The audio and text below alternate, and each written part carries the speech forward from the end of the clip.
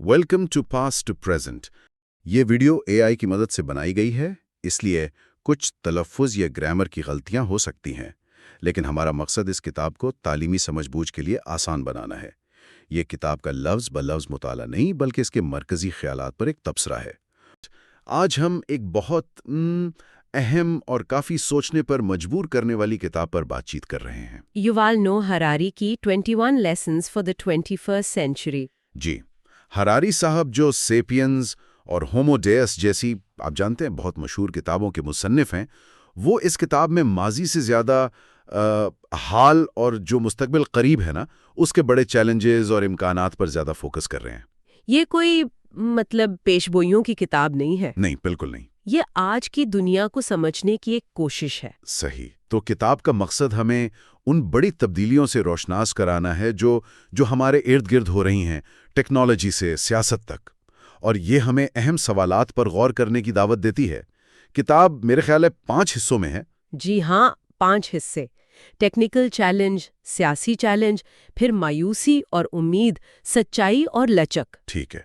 In this part, we will discuss lessons 1 to 9 only. We will not go beyond these lessons. ठीक है, तो आइए पहले सबक से शुरू करते हैं। Lesson 1, disillusionment. The end of history has been postponed.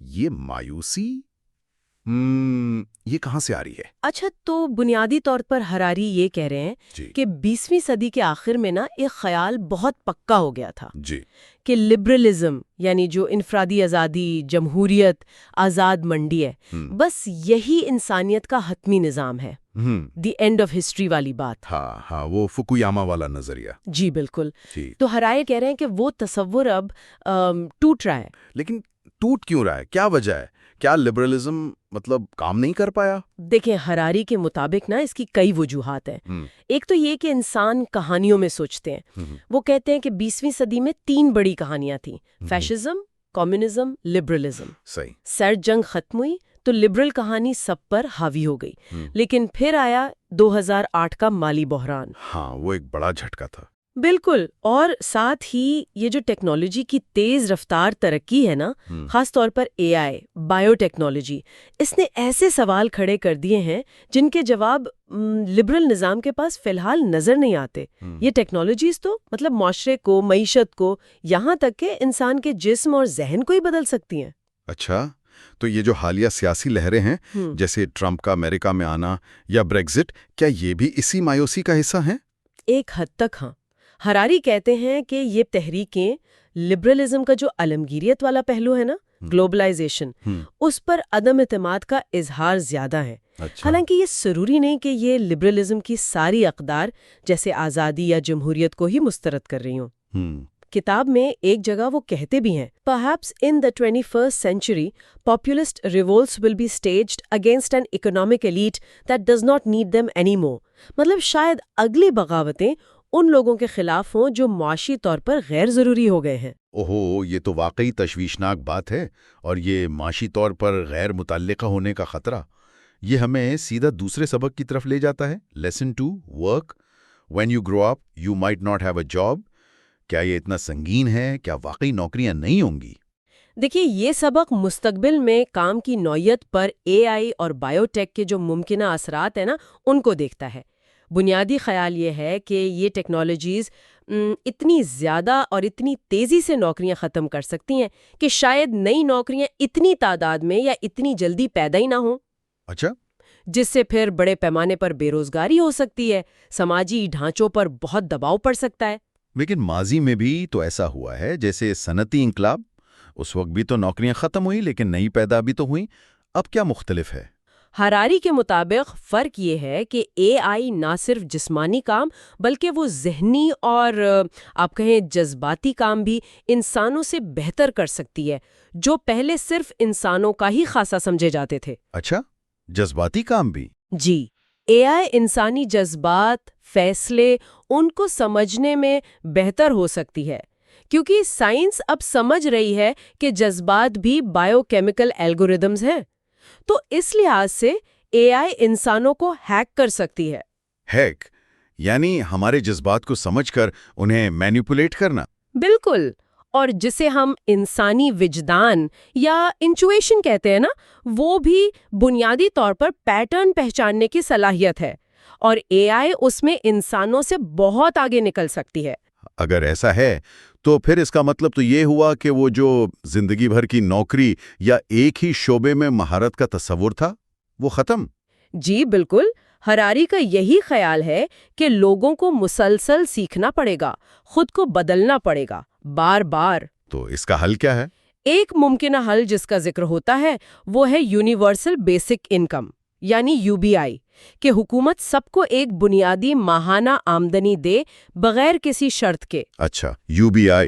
ہاں، لیکن ہراری اس پر بھی سوال اٹھاتے ہیں کہ کیا یہ کافی ہوگا؟ کیا اس سے لوگوں کو کوئی مقصد، کوئی اطمینان ملے گا؟ وہ مثال دیتے ہیں کہ اے آئی شاید مستقبل میں آپ کے موڈ کے مطابق میوزک چلا دے، جو شاید کوئی انسانی ڈی جے نہ کر سکے۔ کتاب میں ایک جگہ وہ لکھتے ہیں، یہ اگرچہ مایوسی والے سبق کے حوالے سے ہے، پر یہاں بھی بہت فٹ بیٹھتا ہے۔ It is much harder to struggle against irrelevance than against exploitation۔ یعنی استحصال سے لڑنا شاید پھر بھی آسان ہو، لیکن غیر متعلقہ ہو جانے سے لڑنا بہت ہی مشکل ہے۔ یہ بات یہ ہمیں تیسرے سبق کی طرف لے جاتی ہے، جو شاید سب سے زیادہ ذاتی محسوس ہوتا ہے۔ Lesson 3، Liberty. Big data is watching you. کیا ہماری آزادی، ہماری مرضی خطرے میں ہے؟ یہ سبق لبرلزم کا جو بنیادی ستون ہے نا، انفرادی آزادی اور آزاد مرضی یعنی فری ول، اس پر بگ ڈیٹا اور الگورتھم کے اثرات کو دیکھتا ہے۔ ٹھیک ہے۔ بنیادی نقطہ یہ ہے کہ جیسے جیسے یہ بگ ڈیٹا الگورتھم ہمیں ہم سے بہتر سمجھنے لگیں گے، ہماری پسند، ہمارے احساسات، ہمارے فیصلے، تو وہ جو آزاد مرضی کا تصور ہے وہ کمزور پڑ جائے گا اور ڈیجیٹل آمریت کا خطرہ پیدا ہو جائے گا۔ لیکن کیا یہ آزاد مرضی واقعی صرف ایک تصور ہی ہے؟ کیا ہمارے فیصلے ہمارے اپنے نہیں ہوتے؟ دیکھیں، لبرلزم تو یہی مانتا ہے کہ فرد کے احساسات، اس کی پسند سب سے اہم ہے، جمہوریت اسی پر چلتی ہے۔ جی۔ لیکن ہراری سائنس کا حوالہ دیتے ہیں، نیورو سائنس، رویہ جاتی معاشیات۔ وہ کہتے ہیں کہ ہمارے زیادہ تر فیصلے تو ہمارے شعوری کنٹرول میں ہوتے ہی نہیں، وہ بائیو کیمیکل الگورتھم کا نتیجہ ہے۔ اچھا۔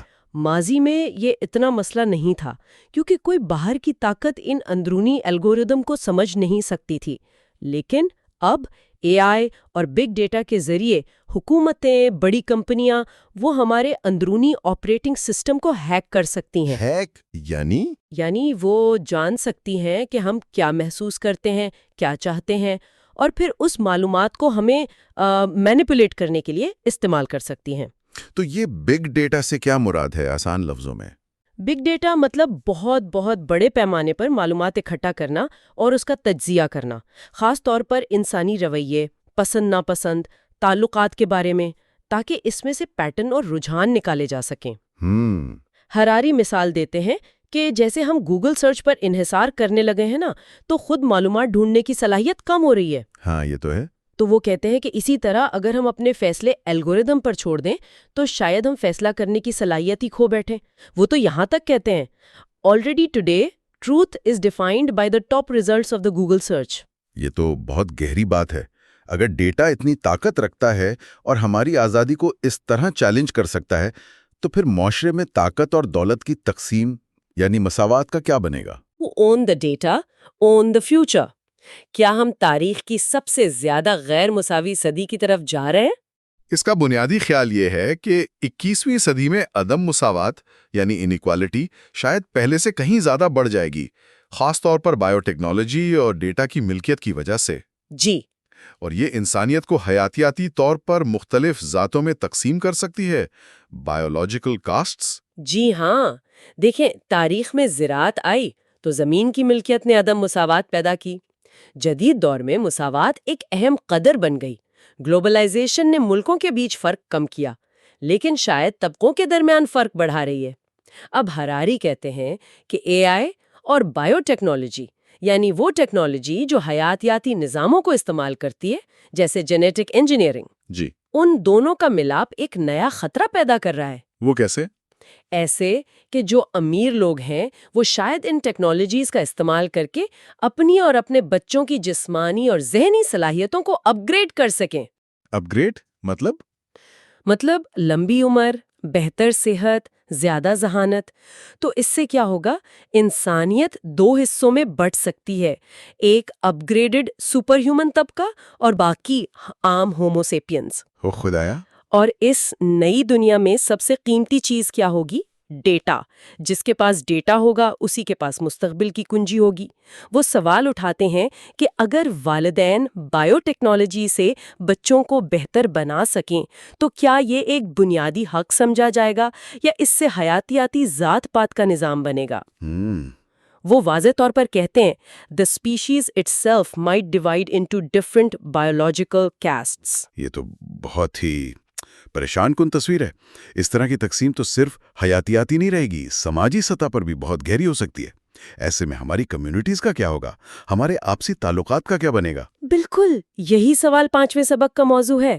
Lesson 5 community. Humans have bodies. کیا یہ جو آن لائن کمیونٹیز ہیں، فیس بک گروپس وغیرہ، کیا یہ حقیقی انسانی تعلقات کا نیم البدل ہو سکتی ہے؟ اس سبق کا مرکزی خیال یہی ہے کہ آن لائن رابطے اور کمیونٹیز حقیقی انسانی رابطے کی وہ جو جسمانی موجودگی ہوتی ہے نا، اس کی جگہ نہیں لے سکتے. جی. اور ٹیکنالوجی پر زیادہ انحصار ہمیں اپنے جسموں سے اور اپنی اصل کمیونٹی سے دور کر سکتا ہے. ہراری یاد لگتے ہیں کہ انسان لاکھوں سال سے چھوٹے قریبی گروہوں میں رہنے کے عادی ہیں. ہمارا دماغ آج بھی وہ کہتے ہیں تقریباً 150 سے زیادہ لوگوں کو گہرائی سے جاننے کے لیے نہیں بنا. اچھا 150 لوگ، ڈنبار نمبر. جی بالکل.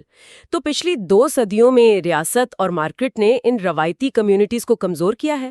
اب یہ آن لائن پلیٹ فارمز دعویٰ کرتے ہیں کہ وہ اس خلا کو پر کر رہے ہیں، لیکن کیا وہ واقعی کر سکتے ہیں؟ تو ہراری کے نزدیک اصل مسئلہ کیا ہے ان آن لائن کمیونٹیز کے ساتھ؟ مسئلہ یہ ہے کہ ان میں جسمانی موجودگی نہیں ہوتی، وہ آمنے سامنے والا تعلق نہیں ہوتا.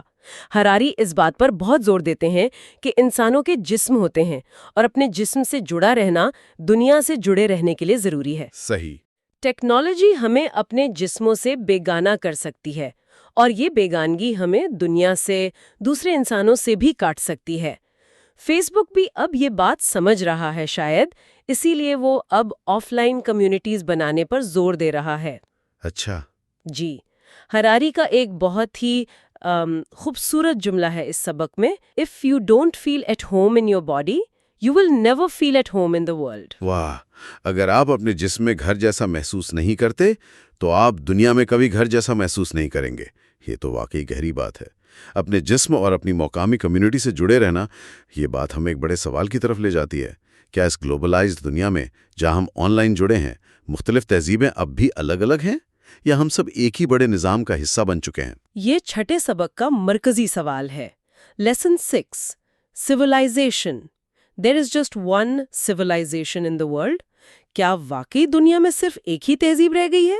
ہراری کا موقف تو کافی واضح لگتا ہے اس پر کہ ثقافتی فرق اپنی جگہ، لیکن عملی طور پر آج دنیا میں ایک ہی غالب عالمی تہذیب ہے. جی ہاں. جو مشترکہ سیاسی نظریات، معاشی ڈھانچوں اور سائنسی عقائد پر قائم ہے. وہ دلیل دیتی ہیں کہ تاریخ میں الگ الگ تہذیبیں تھیں، لیکن انسانوں میں نا ایک رجحان ہوتا ہے ضم ہونے کا، جو جانوروں میں نہیں ہوتا. آج دیکھیں تو تقریباً تمام ممالک وہ جو قومی ریاست یعنی نیشن سٹیٹ کا تصور ہے، اقوام متحدہ کا چارٹر ہے، انسانی حقوق جیسی اقدار ہیں، ان سب کو کم از کم نظریاتی طور پر تو مانتے ہی ہیں نا. صحیح. معاشی طور پر تو دنیا پوری طرح جڑی ہوئی ہے، یہاں تک کہ داعش جیسے گروہ بھی امریکی ڈالر استعمال کرتے ہیں. اچھا. اور سائنس تو ہے ہی عالمی. فزکس کے قوانین ایران میں بھی وہی ہیں جو امریکہ میں ہیں. اس کی کوئی عملی مثال دی ہے انہوں نے؟ ہاں، وہ کہتے ہیں کہ اگر اسرائیل اور ایران کے وزرائے خزانہ مل بیٹھے نا تو وہ ایک دوسرے کی معاشی زبان سمجھیں گے، مشترکہ مسائل پر بات کر سکیں گے. اس لیے وہ نتیجہ اخذ کرتی ہیں "We are all members of a single rowdy global civilization." ہم سب ایک ہی شور مچاتی ہوئی عالمی تہذیب کے رکن ہیں. اگر ہم سب ایک ہی عالمی تہذیب کا حصہ ہیں تو پھر یہ جو قوم پرستی کی ایک شدید لہر ہم پوری دنیا میں دیکھ رہے ہیں، اس کی کیا وجہ ہے؟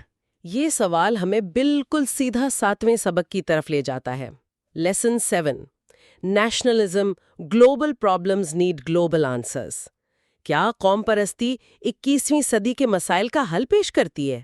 ہراری کا جواب تو لگتا ہے بالکل واضح ہے، نہیں کرتی۔ جی بالکل نہیں۔ بنیادی خیال یہ ہے کہ قوم پرستی یعنی اپنی قوم سے شدید محبت اور وفاداری، وہ جو عالمی مسائل ہیں نا آج کے، جیسے جوہری جنگ کا خطرہ، ماحولیاتی تباہی، ٹیکنالوجی کے چیلنجز، ان کا مقابلہ کرنے کے لیے ناکافی ہے۔ صحیح۔ ان مسائل کے لیے تو عالمی سطح پر تعاون چاہیے۔ وہ یہ مانتی ہیں کہ قوم پرستی نسبتاً نیا تصور ہے اور اس نے ماضی میں لوگوں کو تحفظ، خوشحالی بھی دی ہے، لیکن یہ خوفناک جنگوں کا سبب بھی بنی ہے۔ ہاں، یہ تو تاریخ ہے۔ 1945 میں ایٹم بم کی ایجاد نے تو قوم پرستی کی حدیں بالکل واضح کر دیں۔ کوئی ایک قوم اکیلے جوہری تباہی سے محفوظ نہیں رہ سکتی۔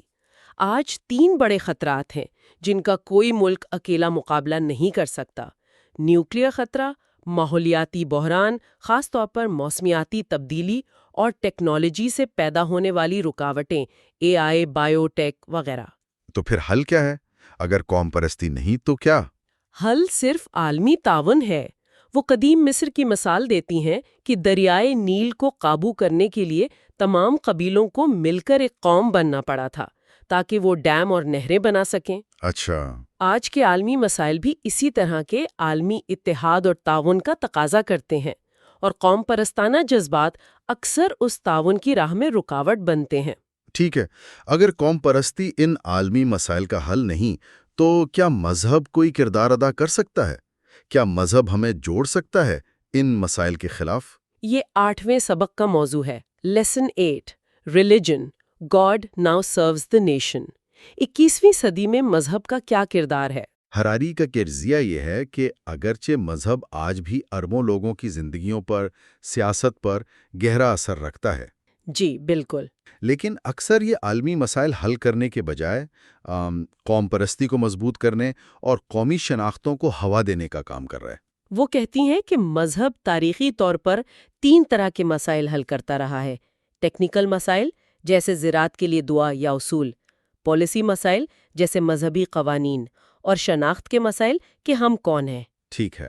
لیکن جب آج کے بڑے عالمی چیلنجز کی بات آتی ہے، جوہری جنگ، ماحولیاتی تبدیلی، AI، تو روایتی مذاہب کے پاس ٹھوس عملی جوابات کم ہی ہوتے ہیں۔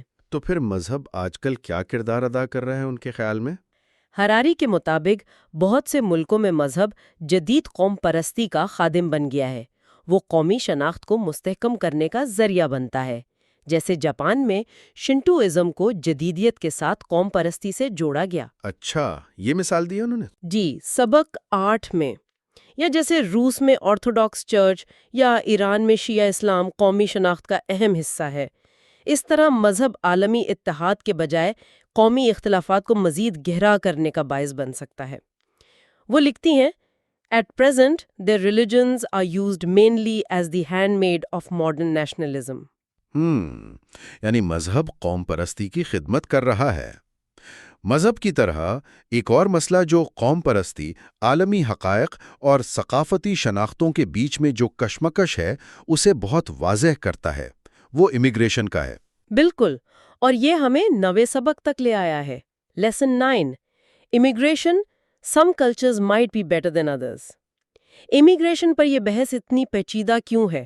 اس سبق کا بنیادی نقطہ یہ لگتا ہے کہ امیگریشن پر جو عالمی بحث ہے نا، وہ 3 مرکزی سوالات کے گرد گھومتی ہے۔ جی، پہلا، کیا میزبان ملکوں کا فرض ہے کہ وہ تارکین وطن کو قبول کریں؟ دوسرا، اگر کریں تو کیا تارکین وطن کا فرض ہے کہ وہ مقامی ثقافت میں ضم ہوں؟ اور تیسرا، کیا تمام ثقافتیں برابر ہیں یا کچھ ثقافتی اقدار دوسروں سے بہتر یا زیادہ موزوں ہو سکتی ہیں، خاص طور پر امیگریشن کے حوالے سے؟ جی ہاں، یہ 3 اہم بحثیں ہیں۔ پہلی، قبولیت پر، ایک طرف انسانی حقوق، معاشی فائدے کی دلیل ہے، دوسری طرف سرحدوں پر کنٹرول، اپنی ثقافت کے تحفظ کی دلیل ہے۔ ٹھیک ہے۔ دوسری بحث انضمام یعنی اسیپلیشن پر ہے۔ اگر تارکین وطن آتے ہیں تو انہیں کس حد تک مقامی ثقافت اپنانی چاہیے؟ کیا مکمل انضمام ضروری ہے یا ملٹی کلچرلزم بہتر ہے؟ اس میں کتنا وقت لگنا چاہیے؟ یہ سب سوالات ہیں۔ اور تیسری بحث جو شاید سب سے زیادہ متنازع ہے، وہ ثقافتی برابری پر ہے۔ ایک نظریہ ہے ثقافتی رشتہ داری یعنی کلچرل ریلیٹیوزم۔ اس کا مطلب ہے کہ تمام ثقافتیں اپنی جگہ برابر ہیں، ہمیں ہر ایک کو اس کے اپنے معیار سے سمجھنا چاہیے۔ ہاں، یہ تو بہت سنا ہے۔ پر جب مختلف ثقافتوں کے لوگ ایک ساتھ رہتے ہیں تو کچھ ثقافتی اقدار جیسے برداشت، جنسی مساوات وغیرہ وہ دوسروں کے مقابلے میں زیادہ بہتر کام کرتی ہیں۔ وہ جرمنی کی مثال دیتی ہیں جہاں تارکین وطن سے توقع کی جاتی ہے کہ وہ خواتین اور ہم جنس پرستوں کے حقوق جیسی جرمن اقدار کا احترام کریں گے، چاہے وہ ان کے آبائی ملک کی اقدار سے مختلف ہوں۔ صحیح۔ ہراری تجویز کرتی ہیں کہ امیگریشن پر بحث کو زیادہ حقیقت پسندانہ ہونا چاہیے۔ یہ تسلیم کرنا چاہیے کہ ثقافتوں میں حقیقی فرق ہوتے ہیں اور ان فرقوں کے عملی نتائج نکلتے ہیں۔ وہ لکھتی ہیں human diversity may be great when it comes to cuisine and poetry, but few would see slavery as fascinating human idiosyncrasies۔ یعنی کھانے پینے اور شاعری میں تنوع اچھا ہے، پر غلامی جیسی چیزوں کو کوئی دلچسپ ثقافتی خصوصیت نہیں کہے گا۔ تو یہ تھے پہلے 9 اسباق۔ جی، ان 9 اسباق میں ہم نے دیکھا کہ کیسے وہ جو 20ویں صدی کا لبرل بیانیہ تھا وہ کمزور پڑ رہا ہے۔ ٹیکنالوجی، خاص طور پر اے آئی اور بائیو ٹیکنالوجی ہمارے کام کے لیے، ہماری آزادی کے لیے، معاشرتی مساوات کے لیے گہرے چیلنجز پیدا کر رہی ہیں، اور ڈیٹا کی ملکیت وہ مستقبل میں طاقت کا تعین کرے گی۔ ہم نے یہ بھی دیکھا کہ ٹیکنالوجی کے اس دور میں بھی حقیقی انسانی کمیونٹی کی اہمیت کم نہیں ہوئی بلکہ شاید بڑھ گئی ہے۔ دنیا بظاہر ایک عالمی تہذیب بن چکی ہے، لیکن قوم پرستی اور مذہب اکثر عالمی مسائل کے حل میں رکاوٹ بن رہے ہیں۔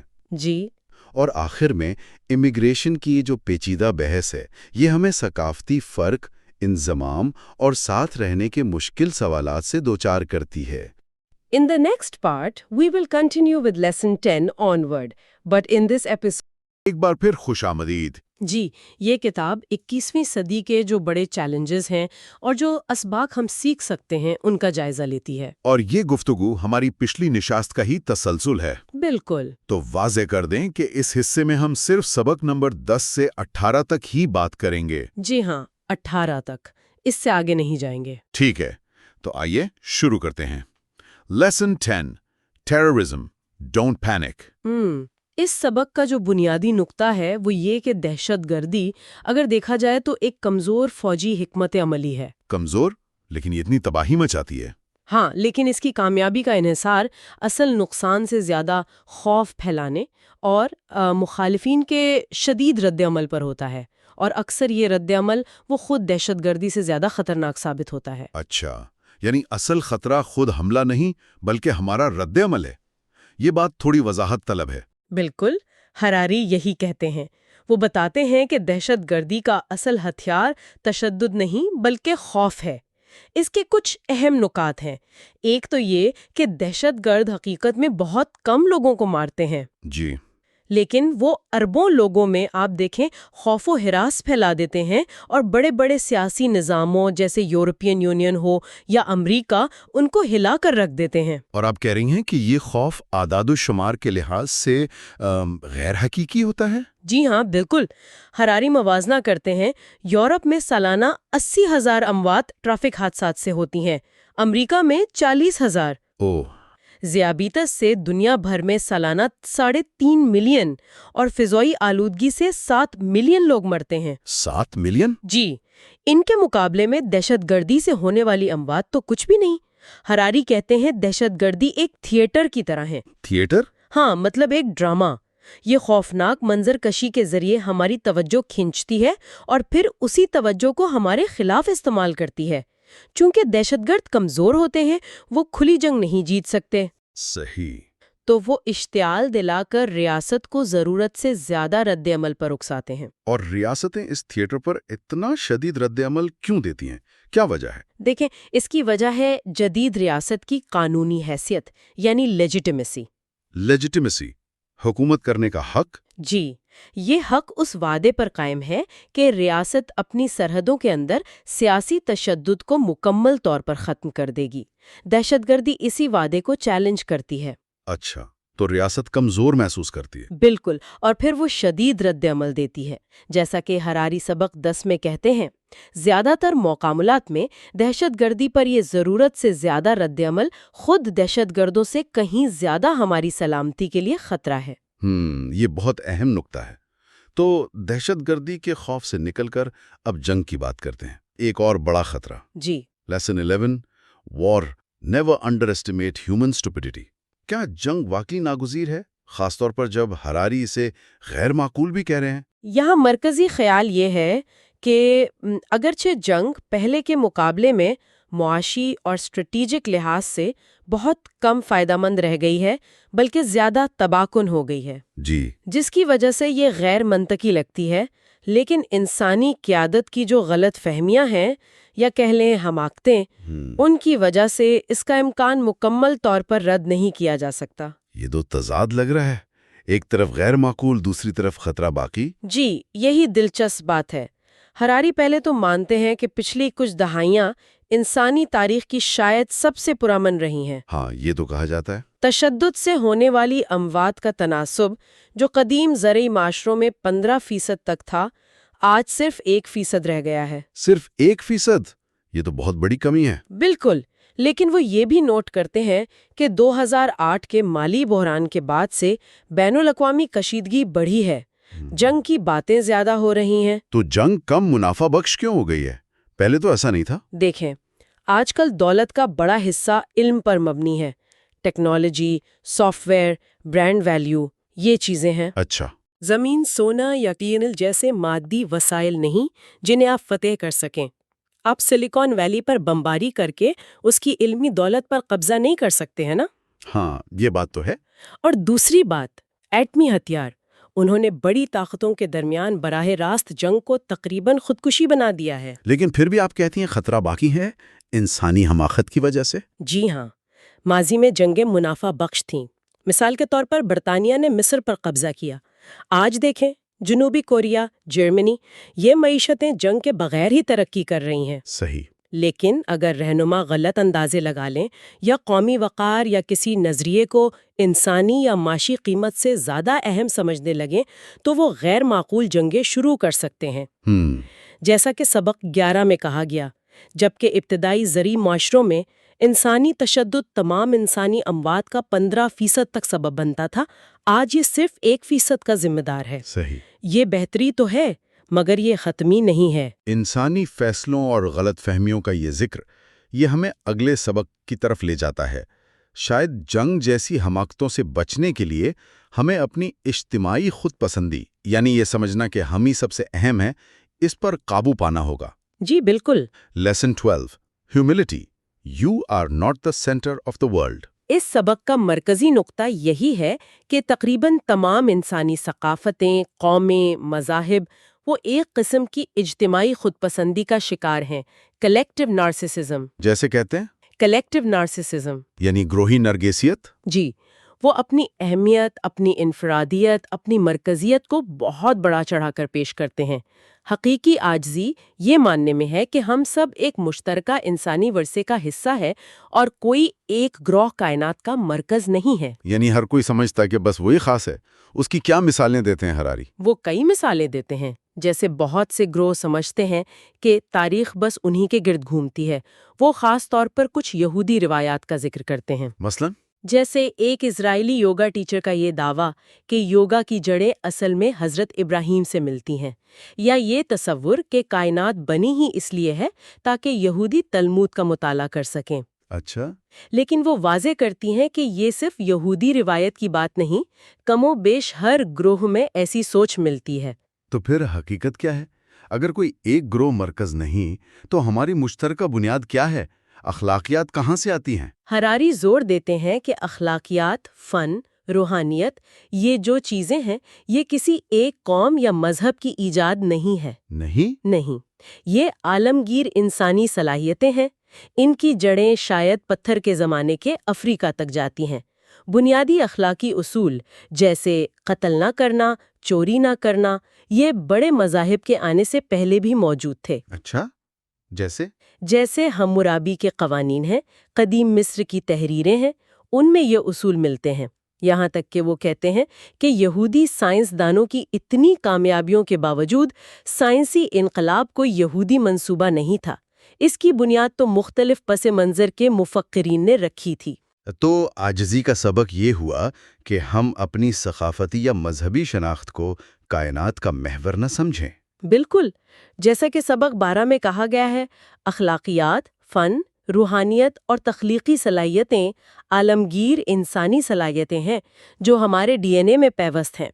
ان کی ابتدا پتھر کے زمانے کے افریقہ میں ہوئی تھی۔ یہ ہمیں یاد دلاتا ہے کہ ہم سب ایک ہی نوع، ایک ہی اسپیشیز کا حصہ ہے۔ اگر ہم اپنی مرکزیت کے اس تصور کو چھوڑ دیں تو پھر اخلاقیات کا ماخذ کیا ہے؟ خاص طور پر اگر ہم خدا کے روایتی قانون بنانے والے تصور پر انحصار نہ کریں۔ جی، یہ ایک اہم سوال ہے۔ Lesson 13 God, don't take the name of God in vain۔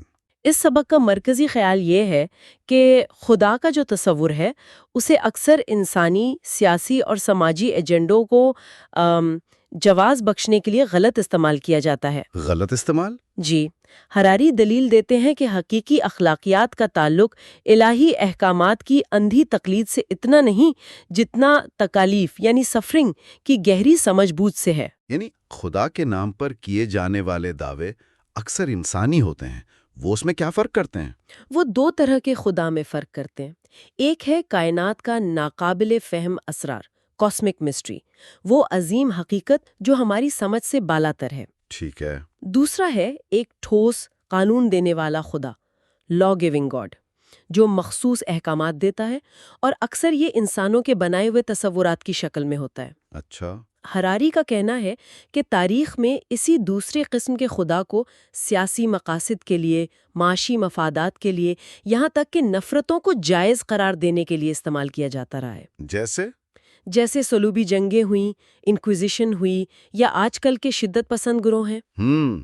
تو جو تیسرا حکم ہے، خدا کا نام بے فائدہ نہ لو، اس کی تشریح حراری کیسے کرتے ہیں؟ ان کے خیال میں اس کا گہرا مطلب شاید یہی ہے کہ خدا کے تصور کو اپنے زمینی مقاصد، اپنی سیاست، اپنی معیشت، اپنی نفرتیں، ان کے لیے استعمال نہ کیا جائے۔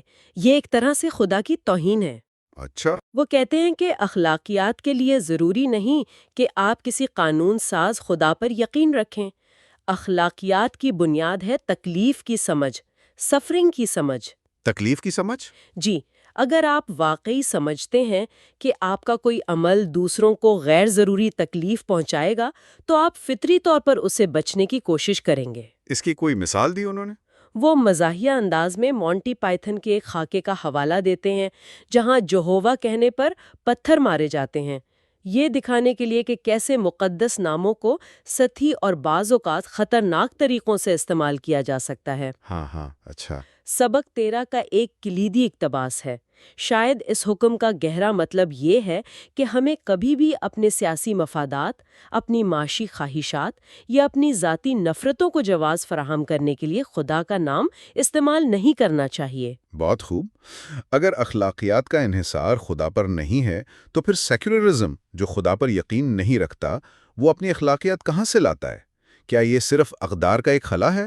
نہیں، حراری کے مطابق ایسا نہیں ہے۔ Lesson 14 secularism acknowledge your shadow. جی، ان کے مطابق سیکولرزم محض خدا پر عدم یقین کا نام نہیں بلکہ یہ ایک مثبت اور مربوط اخلاقی نظام ہے۔ مثبت نظام؟ ہاں، اس کا مرکزی خیال یہ ہے کہ سیکولرزم سچائی، ہمدردی، مساوات، آزادی، ہمت اور ذمہ داری جیسی بنیادی انسانی اقدار پر قائم ہے، لیکن اور یہ اہم ہے، اسے خود اپنے اندر موجود کٹر پن یعنی ڈوگمیٹزم کے خطرے سے بھی آگاہ رہنا چاہیے، اپنے سائے کو تسلیم کرنا چاہیے۔ یہ دلچسپ ہے کہ سیکولرزم کو ایک مثبت نظام کے طور پر پیش کیا جا رہا ہے۔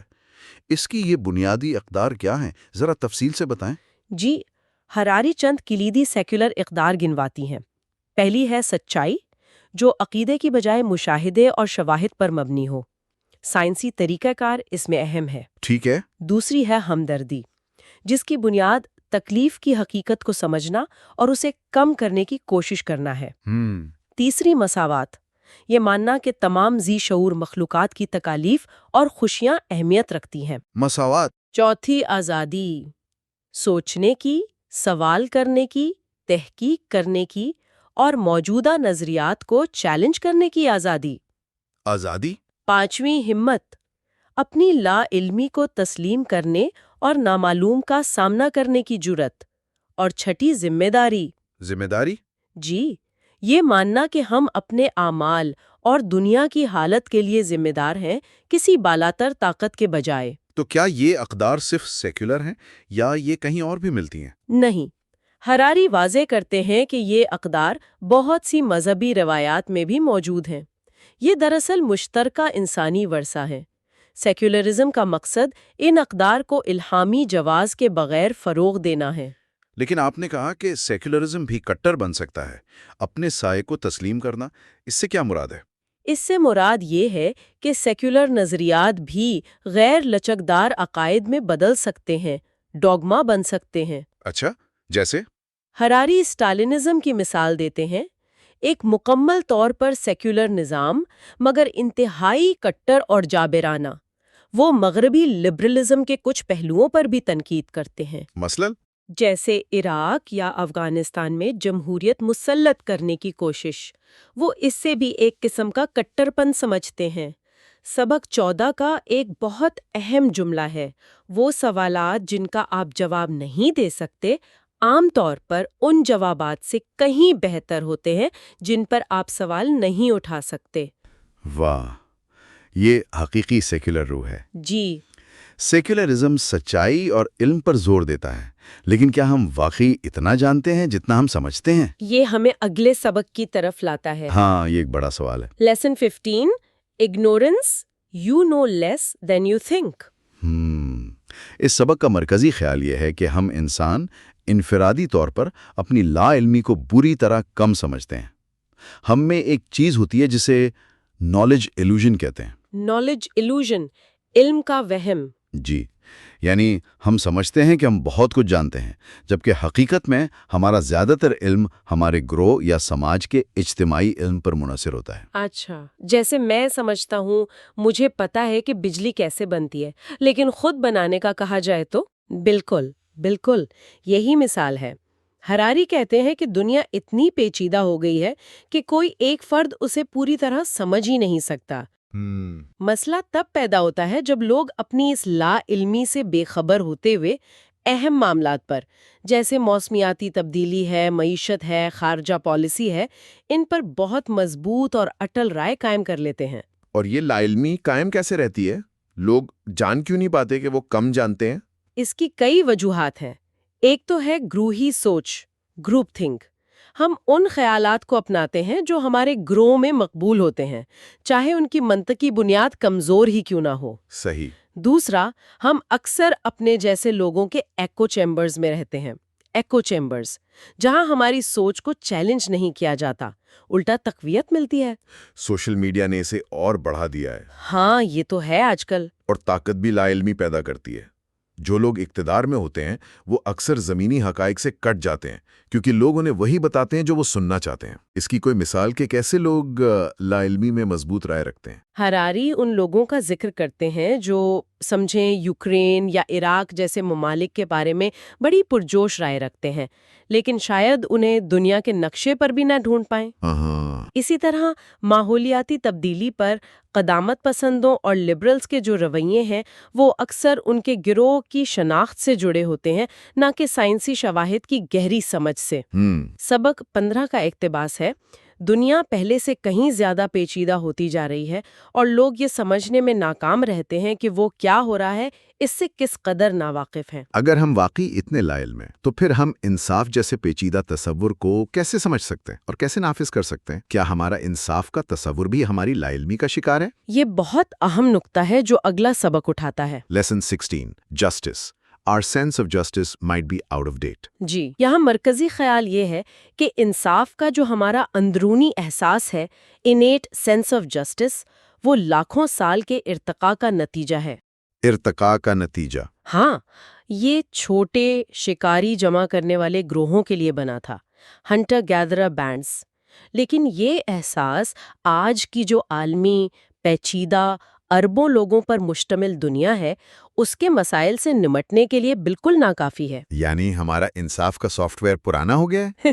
یہ آج کی دنیا میں کیسے ناکام ہوتا ہے؟ دیکھیں، ہمارا انصاف کا احساس چند درجن لوگوں اور فوری نظر آنے والے اسباب و نتائج کو سمجھنے کے لیے بنایا ہے۔ کاز اینڈ ایفیکٹ جو سامنے ہو۔ ٹھیک ہے۔ جب لاکھوں یا اربوں لوگ شامل ہوں اور اسباب و نتائج کا سلسلہ پوری دنیا میں پھیلا ہو، جیسے مثال کے طور پر میں نے جو کپڑے خریدے ان کا بنگلہ دیش میں کسی مزدور کی حالت پر کیا اثر پڑا، ہاں، یہ تو بہت پیچیدہ ہے۔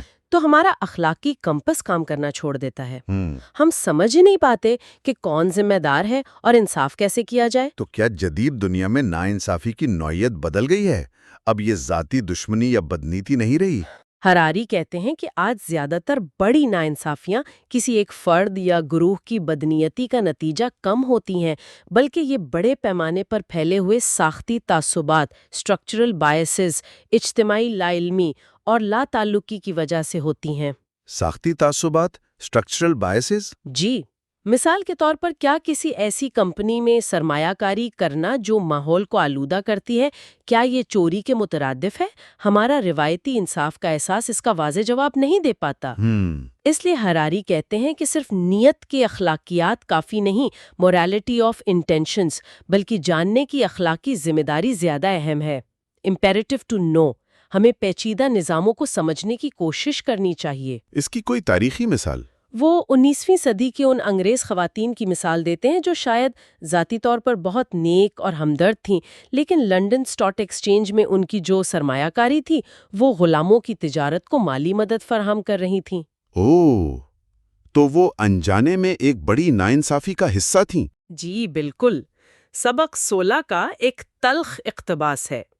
تلخ حقیقت یہ ہے کہ دنیا ہمارے شکاری جمع کرنے والے دماغوں کے لیے بس بہت پیچیدہ ہو گئی ہے۔ یہ پیچیدگی اور لا علمی، یہ ہمیں سچ اور جھوٹ کے درمیان فرق کرنے میں بھی تو مشکل پیدا کرتی ہے نا؟ یقیناً۔ کیا ہم واقعی پوسٹ ٹروتھ دور میں داخل ہو گئے ہیں، جیسا کہ آج کل بہت سننے کو ملتا ہے؟ ہراری کا جواب شاید آپ کو حیران کر دے۔ Lesson 17، post truth, some fake news last forever. اس سبق کا مرکزی خیال چونکا دینے والا ہے۔ وہ کہتے ہیں کہ انسان ہمیشہ سے ہی ایک پوسٹ ٹروتھ نور رہے ہیں۔ ہمیشہ سے؟ Post truth? یہ کیسے؟ ان کا کہنا ہے کہ ہومو سیپینس یعنی ہم انسانوں کی بڑے پیمانے پر تعاون کرنے کی جو صلاحیت ہے وہ ہمیشہ سے افسانوں یعنی فکشنز اور کہانیوں پر یقین کرنے پر مبنی رہی ہے۔ افسانوں پر؟ جیسے مذاہب، قومی نظریات، انسانی حقوق کے تصورات، یہاں تک کہ پیسہ، یہ سب کیا ہیں؟ یہ کہانیاں ہی تو ہیں جن پر ہم اجتماعی طور پر یقین کرتے ہیں۔ اچھا، اعداد میں مل کر کام کر پاتے ہیں۔ اس لحاظ سے ہم ہمیشہ سے حقیقت سے زیادہ کہانیوں پر انحصار کرتے آئے ہیں۔ تو پھر فیک نیوز اور ان افسانوں میں کیا فرق ہے؟ وہ فرق کرتے ہیں۔ جعلی خبریں، فیک نیوز، وہ نسبتاً نئی اور قلیل مدتی ہوتی ہیں، جبکہ یہ گہرے، صدیوں پرانے افسانے، میتھس یا فکشنز، یہ تہذیبوں کی بنیاد بنتے ہیں۔ تو کیا یہ افسانے برے ہیں؟ کیا یہ ہمیشہ نقصان دہ ہوتے ہیں؟ ضروری نہیں۔ یہ افسانے اچھے کاموں کے لیے بھی استعمال ہو سکتے ہیں، جیسے انسانی حقوق کا نظریہ جس نے بہتری لائی، اور برے کاموں کے لیے بھی، جیسے نسل پرستانہ نظریات جنہوں نے تباہی مچائی۔ مسئلہ تب ہوتا ہے جب ہم بھول جاتے ہیں کہ یہ افسانے ہیں اور انہیں مطلق حقیقت سمجھنے لگتے ہیں، یا جب طاقتور لوگ جان بوجھ کر جھوٹ پھیلاتے ہیں، جیسے گوبلز کا اصول تھا کہ بڑا جھوٹ بار بار دہراؤ تو سچ لگنے لگتا ہے۔ ہاں، پروپیگنڈا۔ انسان اکثر سچائی سے زیادہ طاقت اور ہم آہنگی کو ترجیح دیتے ہیں۔ تو پھر سچ کی کیا اہمیت رہ جاتی ہے اگر سب کہانیاں ہی ہیں؟ ہراری کہتے ہیں کہ اگرچہ افسانے ضروری ہیں، ہمیں حقیقت کو، خاص طور پر تکلیف کی حقیقت کو نظر انداز نہیں کرنا چاہیے۔ ہمیں یہ جاننے کی کوشش کرنی چاہیے کہ کون سے نظام، کون سی کہانیاں حقیقی تکلیف کا باعث بن رہی ہیں۔ تو عملی طور پر کیا کریں؟ وہ مشورہ دیتے ہیں کہ معیاری خبروں کے لیے ادائیگی کریں، کیونکہ اگر خبر مفت ہے تو شاید آپ خود پروڈکٹ ہیں، اور اہم معاملات پر متعلقہ سائنسی لٹریچر پڑھنے کی کوشش کریں۔ صحیح۔ سبق 17 کا ایک یادگار جملہ ہے، جب 1000 لوگ کسی من گھڑت کہانی پر 1 مہینے تک یقین کریں تو وہ جعلی خبر ہے، جب 1 ارب لوگ اس پر 1000 سال تک یقین کریں تو وہ ایک مذہب ہے۔ واہ، یہ تو سوچنے پر مجبور کرتا ہے۔ سچائی اور افسانے کی یہ ملی جلی دنیا، یہ ہمیں مستقبل کے بارے میں سوچنے پر مجبور کرتی ہے۔ سائنس فکشن ہمیں مستقبل کی کیسی تصویر دکھاتا ہے، اور کیا وہ تصویر درست ہے؟ یہ اگلا اور اس حصے کا آخری سبق ہے۔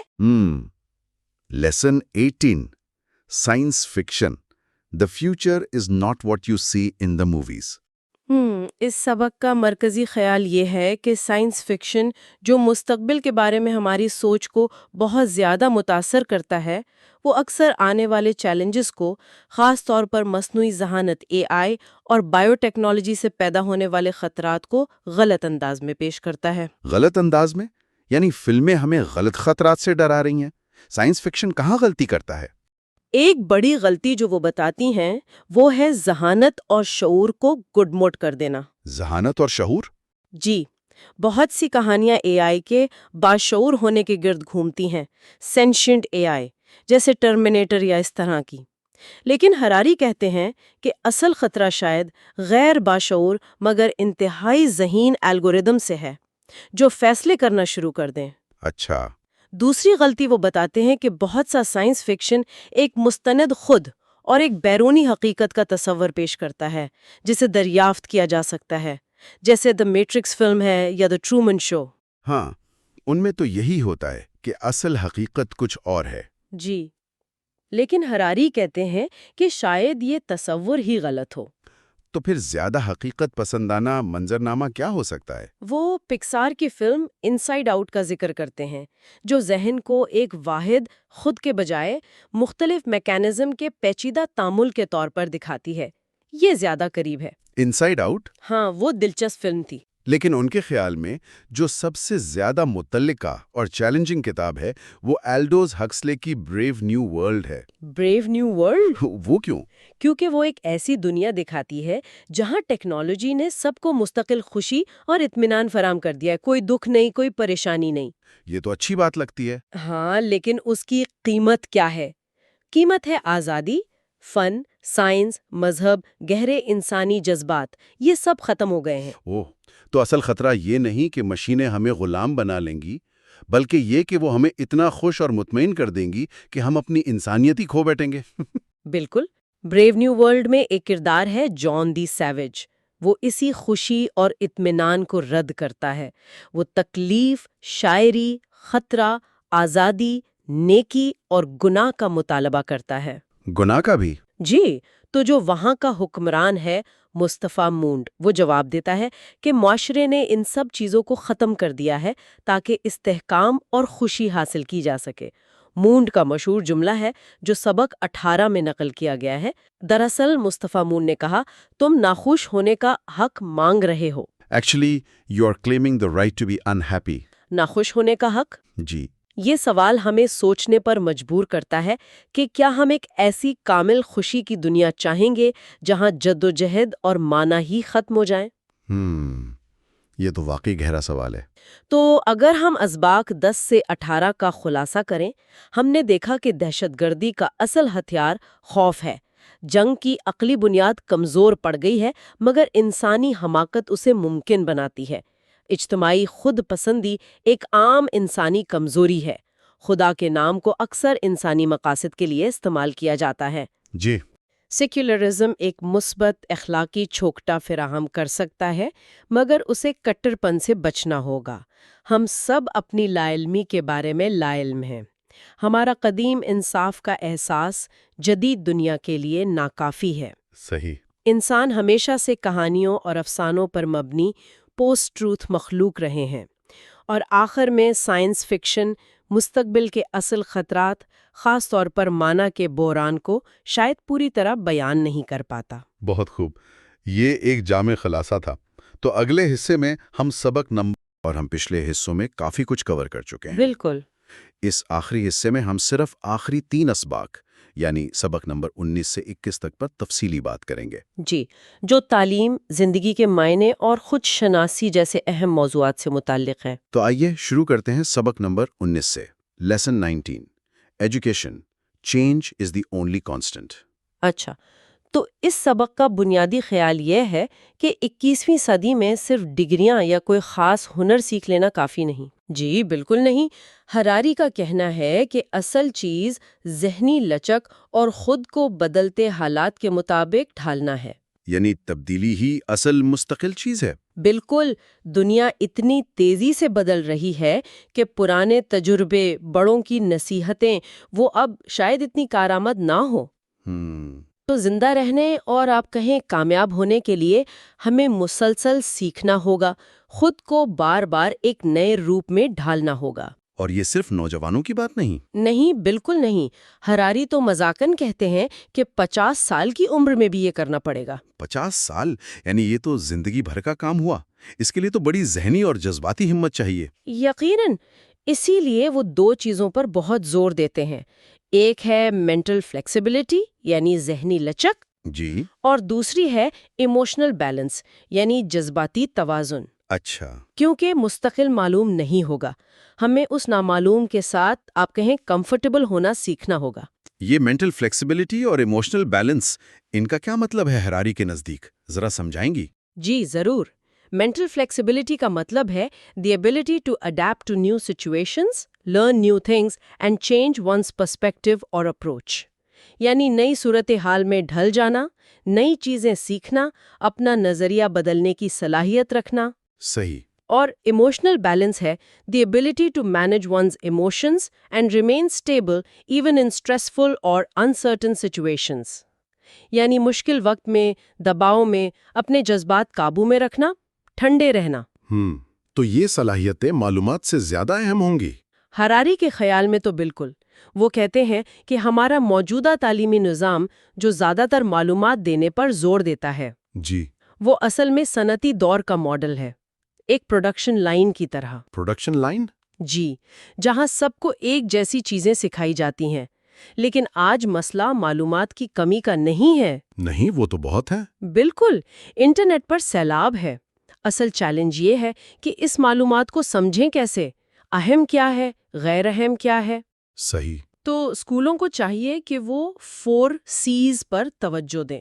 کرٹیکل تھنکنگ، تنقیدی سوچ۔ جی، کمیونیکیشن یعنی بات چیت، کولیبوریشن مل کر کام کرنا، اور کریٹیوٹی یعنی کچھ نیا تخلیق کرنا۔ یہ 4 C's تو آج کل کافی سنے۔ اچھا، ہراری نوجوانوں کو کوئی اور مشورہ بھی دیتے ہیں؟ ہاں، ایک ذرا ہٹ کے مشورہ بھی ہے۔ وہ کہتے ہیں کہ نوجوانوں کو بڑوں پر یعنی والدین، اساتذہ پر بہت زیادہ انحصار نہیں کرنا چاہیے۔ اچھا، کیوں؟ اس لیے نہیں کہ بڑوں کی نیت ٹھیک نہیں، بلکہ اس لیے کہ دنیا اتنی تیزی سے بدل رہی ہے کہ وہ خود بھی شاید پوری طرح سمجھ نہیں پا رہے۔ ان کا مشورہ پرانے زمانے کا ہو سکتا ہے۔ یہ تو دلچسپ بات ہے۔ جی، اور ایک اور بات، ٹیکنالوجی کی۔ وہ مددگار تو ہے، لیکن اگر ہمیں خود نہیں پتا کہ ہمیں زندگی میں کیا چاہیے تو ٹیکنالوجی ہمارے لیے فیصلے کر سکتی ہے، ہمیں کنٹرول کر سکتی ہے۔ بالکل۔ کتاب میں سبق 19 سے ایک جملہ بھی ہے، to stay relevant you will need the ability to constantly learn and to reinvent yourself, certainly at a young age like 50۔ جی، تو یہ سبق ہمیں ذہنی طور پر تیار رہنے کو کہتا ہے، لیکن پھر سوال یہ اٹھتا ہے کہ اگر سب کچھ بدل رہا ہے تو زندگی میں معنی کہاں سے آئیں گے؟ ہاں، یہ بہت اہم سوال ہے۔ اگر پرانی کہانیاں، پرانے یقین کام نہیں کر رہے تو انسان کیا کرے؟ اس پر بھی بات کی ہے ہراری نے۔ جی ہاں، بالکل، اور یہی ہمیں اگلے سبق کی طرف لاتا ہے، lesson 20، meaning, life is not a story. زندگی کوئی کہانی نہیں ہے، یہ کیسا عنوان ہے؟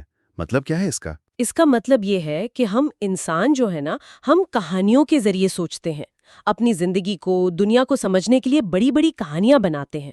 جیسے مذہب، قوم پرستی۔ بالکل، لبرلزم، یہ سب بڑی کہانیاں ہیں جو ہمیں شناخت دیتی ہیں، مقصد دیتی ہیں۔ لیکن ہراری کہتے ہیں کہ یہ کہانیاں اکثر حقیقت کو بہت سادہ بنا دیتی ہیں، ضروری نہیں کہ یہ پوری سچائی ہوں۔ تو یہ صرف باتیں ہیں یا ان میں کوئی طاقت بھی ہوتی ہے؟ بہت طاقت ہوتی ہے۔ ہراری بتاتے ہیں کہ رسومات یعنی ریچولز اور قربانیاں سیکریفائسز، یہ ان کہانیوں کو بہت مضبوط بناتی ہیں۔ اچھا، کیسے؟ دیکھیں، جب آپ کسی مذہبی رسم میں حصہ لیتے ہیں یا قومی پرچم کو سلامی دیتے ہیں یا کسی نظریے کے لیے تکلیف اٹھاتے ہیں، جی تو وہ کہانی صرف کہانی نہیں رہتی، وہ ایک ٹھوس حقیقت لگنے لگتی ہے، وہ آپ کے ذہن پر نقش ہو جاتی ہے۔ لیکن ہراری ان کہانیوں پر تنقید کیوں کر رہے ہیں؟ معنی تو چاہیے نا زندگی میں۔ معنی کی تلاش میں حرج نہیں، ہراری کہتے ہیں، مسئلہ تب ہوتا ہے جب ہم ان کہانیوں کو ہی حتمی سچائی مان لیتے ہیں۔ اچھا۔ وہ خاص طور پر لبرلزم کی کہانی کو دیکھتے ہیں، جو فرد کی آزادی اور آزاد مرضی یعنی فری ول پر کھڑی ہے۔ جی لیکن وہ کہتے ہیں کہ سائنس، خاص طور پر بایولوجی اور نیورو سائنس، اس خیال کو چیلنج کرتی ہے۔ کیسے چیلنج کرتی ہے؟ سائنس کہتی ہے کہ ہمارے احساسات، ہماری خواہشات، ہمارے فیصلے یہ کسی آزاد روح یا مرضی کا نتیجہ نہیں، بلکہ ہمارے جسم اور دماغ کے اندر چلنے والے کیمیائی اور حیاتیاتی عمل کا نتیجہ ہیں، جنہیں وہ بائیو کیمیکل الگوریدمز کہتے ہیں۔ بائیو کیمیکل الگوریدمز یہ کیا ہیں؟ اور فری ول یعنی آزاد مرضی کا تصور کیوں کمزور ہے؟ Biochemical algorithms یعنی the complex biological processes driven by chemicals and nerve signals in the brain that determine our feelings, decisions and desires. آسان لفظوں میں ہمارے دماغ اور جسم میں چلنے والے وہ پیچیدہ کیمیائی اور برقی سگنلز جو ہمارے احساسات اور فیصلوں کو بناتے ہیں۔ ہراری کا کہنا ہے کہ ہمیں لگتا ہے کہ ہم اپنی مرضی سے چیزیں چاہتے ہیں، لیکن اصل میں یہ الگوریدمز ہمیں چلا رہے ہوتے ہیں۔ تو آزاد مرضی؟ وہ کہتے ہیں کہ فری ول کا تصور یعنی the philosophical concept that individuals have the power to choose their own actions or desires independently of external factors or predetermined fate. یہ سائنسی طور پر ثابت کرنا بہت مشکل ہے۔ ہم شاید یہ تو چن سکتے ہیں کہ خواہش پر عمل کریں یا نہیں، لیکن یہ نہیں چن سکتے کہ خواہش کون سی پیدا ہو۔ یہ تو بہت گہری بات ہے۔ اگر آزاد مرضی نہیں اور ہمارا خود کا تصور بھی کہانی ہے تو اس سے تو بہت کچھ بدل جاتا ہے۔ بالکل، اسی لیے ان کہانیوں پر سوال اٹھانا خوفناک لگتا ہے، کیونکہ ہماری پوری شناخت، ہمارا معاشرہ انہی پر بنا ہے۔ اگر یہ غلط نکلے تو لگتا ہے سب کچھ بکھر جائے گا۔ کتاب سے سبق 20 کا ایک اقتباس ہے۔ But both the self and freedom are mythological chimeras borrowed from the fairy tales of ancient times. تو اگر یہ بڑی کہانیاں پوری حقیقت نہیں بتاتی تو پھر سچائی کیا ہے؟ ہم اسے کیسے جان سکتے ہیں؟ دکھ سے کیسے نمٹیں؟ کیا کوئی اور راستہ ہے؟ جی ہاں، ہراری ایک عملی راستہ بتاتے ہیں، اور وہ ہے ہمارا آخری سبق، Lesson 21 meditation, just observe. Meditation, مراقبہ، یہ تو کوئی مذہبی یا روحانی قسم کی بات لگتی ہے۔ ہراری اسے صرف اس نظر سے نہیں دیکھتے۔ اس سبق کا اصل خیال یہ ہے کہ حقیقت کو سمجھنے کا اور خاص طور پر دکھ کی وجہ جاننے کا ایک طریقہ یہ ہے کہ ہم کہانیوں اور نظریوں سے ہٹ کر براہ راست اپنے ذہن اور اپنے جسمانی احساسات کا مشاہدہ کریں، بغیر کسی فیصلے کے۔ وہ خاص طور پر وپاسنا مراقبہ، وپاسنا میڈیٹیشن کا ذکر کرتے ہیں۔ وپاسنا یہ کیا ہے؟ کیسے کرتے ہیں؟ وپاسنا ایک بہت پرانی ہندوستانی تکنیک ہے۔ It's an ancient Indian meditation technique involving introspection, focusing on the deep interconnection between mind and body through disciplined attention to physical sensations. بنیادی طور پر آپ خاموش بیٹھ کر اپنی سانس پر توجہ دیتے ہیں۔ سانس پر؟ جی، بس جیسی آ رہی ہے، جیسی جا رہی ہے، اسے بدلنا نہیں، صرف محسوس کرنا ہے۔ پھر آہستہ آہستہ جسم کے الگ الگ حصوں پر جو بھی احساس ہو رہا ہے، گرمی، سردی، خارش، دباؤ، درد، اسے بس دیکھنا ہے۔ صرف دیکھنا ہے؟ اچھا یا برا کہے بغیر؟ بالکل، غیر جانبداری سے، صرف مشاہدہ۔ اس سے کیا ہوتا ہے؟ اور دکھ کا اس سے کیا تعلق؟ ہرارے کہتے ہیں کہ اس مشق سے یہ سمجھ آتا ہے کہ دکھ یعنی سفرنگ باہر کی چیزوں کی وجہ سے نہیں ہوتا، تو پھر وہ ہمارے ذہن کے رد عمل کی وجہ سے ہوتا ہے، مینٹل ریاکشن۔ جب ہمیں کوئی ناگوار احساس ہوتا ہے تو دماغ فوراً نفرت پیدا کرتا ہے، خوشگوار پر طلب پیدا کرتا ہے۔ یہی طلب اور نفرت دکھ کی جڑ ہے۔ اچھا، مینٹل ریاکشن، اس کی تعریف کیا ہے؟ Mental reaction ہے the way the mind responds to events or stimuli, often automatically generating feelings like craving, aversion or suffering.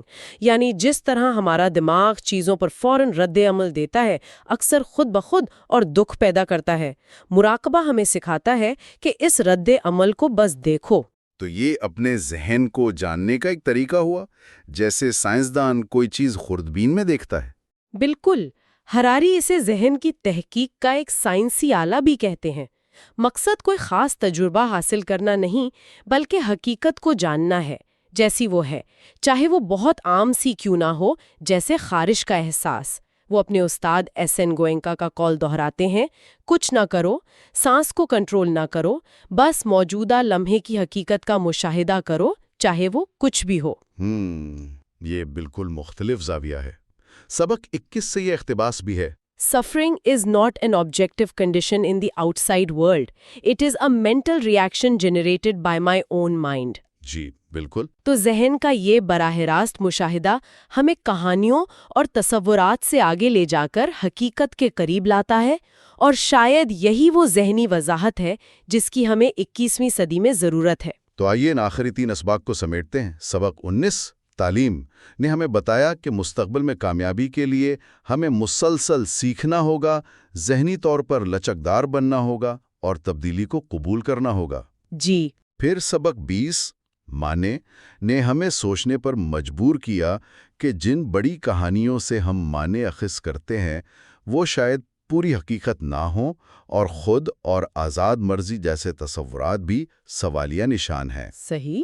اور آخر میں سبق 21 مراقبہ نے ایک عملی طریقہ بتایا کہ کس طرح ہم کہانیوں سے ہٹ کر اپنے ذہن اور احساسات کا براہ راست مشاہدہ کر کے حقیقت کو سمجھنے اور دکھ سے نمٹنے کی کوشش کر سکتے ہیں۔ بالکل، یہ تینوں اسباق مل کر ہمیں اس بدلتی دنیا میں راستہ تلاش کرنے کے لیے کچھ اہم ذہنی اوزار دیتے ہیں۔ اس کے ساتھ ہی کتاب 21 Lessons for the 21st Century مکمل ہوتی ہے۔ ہم نے اب 3 حصوں میں تمام 21 اسباق کا احاطہ کر لیا ہے۔ پاسٹ ٹو پریزنٹ میں شامل ہونے کا شکریہ۔ تاریخ سے نظریات تک، ماضی سے حال تک کے ایسے مزید سفروں کے لیے